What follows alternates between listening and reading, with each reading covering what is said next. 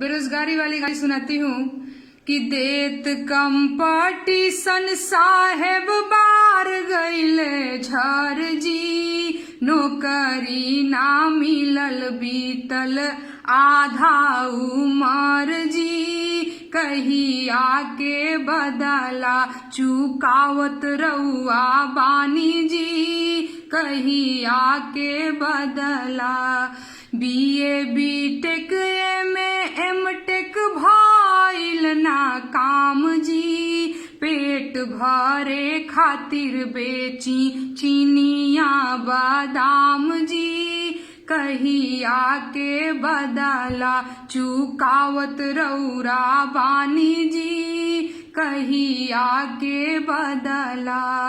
1 साल 2 साल बीतल 6 साल जी, ए जी रोजगार के नाम पे ठन ठन गोपाल जी, कहिया के बदला चुकावत रउरा बानी जी, कहिया के बदला।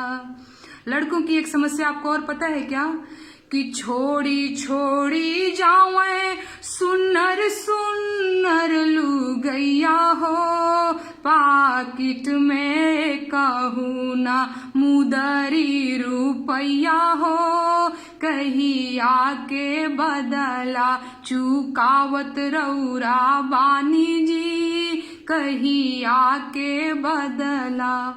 लड़कियों की समस्या है कि माई पूछेले बबुनी करबू कब बियाह हो, बाबूजी पूजल चाहे दमाद जी के पाँव हो, कहिया के बदला चुकावत रउरा बानी जी, आँख की चरैले भर्ती बहाली के आस जी, रउरा कहिला देखा हो खेला विकास जी, कहिया के बदला चुकावत रउरा बानी जी, कहिया के बदला।